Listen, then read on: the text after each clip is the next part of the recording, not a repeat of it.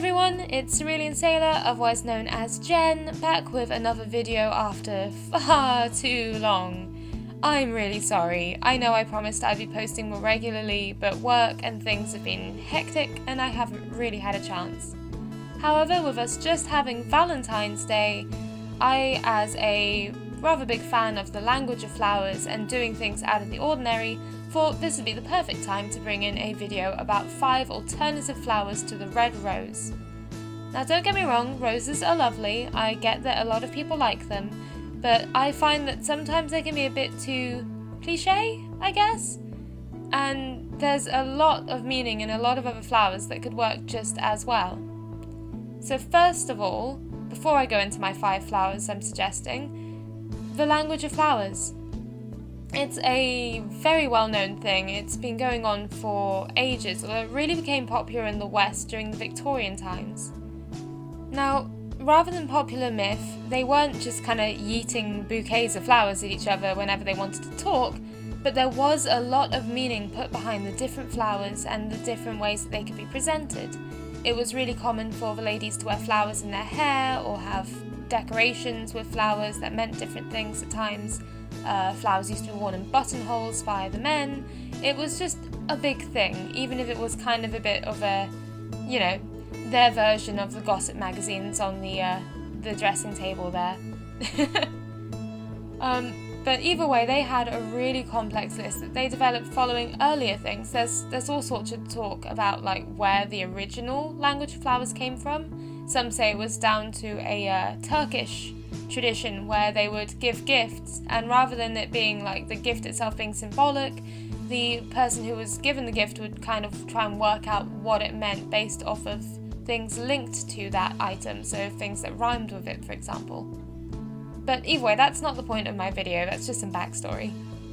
So first off on my list would be tulips.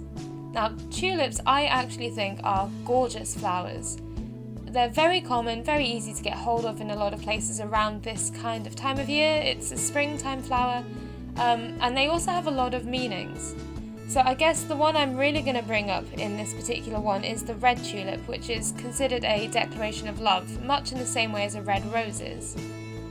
So that one's a really good one for kind of like declaring your love to someone in a very outspoken but also kind of different way. They're just really pretty, and like different ones mean different things. I know there's a lot of interpretation behind it, but one of my favourite interpretations for yellow tulips, for example, is that you are my sunshine, which I think is just adorable. So yeah, tulips, really good choice. Second on my list is camellias. Or camellias, it really depends on how you pronounce it, I guess. These are gorgeous flowers on their own anyway, but specifically the ones I'm on about are the white and pink camellias. So pink camellias are generally assumed to mean longing, so I guess it's kind of the whole pining flower in a way, whereas white tulips essentially come down to like purity or you're adorable or innocent, so they're great for just someone who's just really sweet and really light-hearted and kind and lovely. And honestly, they're just so pretty together as well. The next one on the list, although a bit of an awkward one I guess, would be Agapanthus. So Agapanthuses are lovely little things. I know they're not the most common things to find, but they are really pretty, and their general definition is something along the lines of secret love or a love letter. So ideally, pretty much what the whole thing of will you be my Valentine is. You could quite easily leave something to do with Agapanthus and it would be almost kind of your admittance to love, even if it's potentially a secret because you're not admitting to them that it's you. You know, that kind of thing they do with all the cards. So yeah, Agapanthus is a good choice for that kind of thing. Next on the list is daisies. So I know that daisies aren't, expensive flowers. For those who, like me, live in the UK, they kind of can be found growing all over the place. But you know what? They're great, because they generally mean kind of gentleness or loyal love. It's just a really cute kind of loyalty and devotion thing.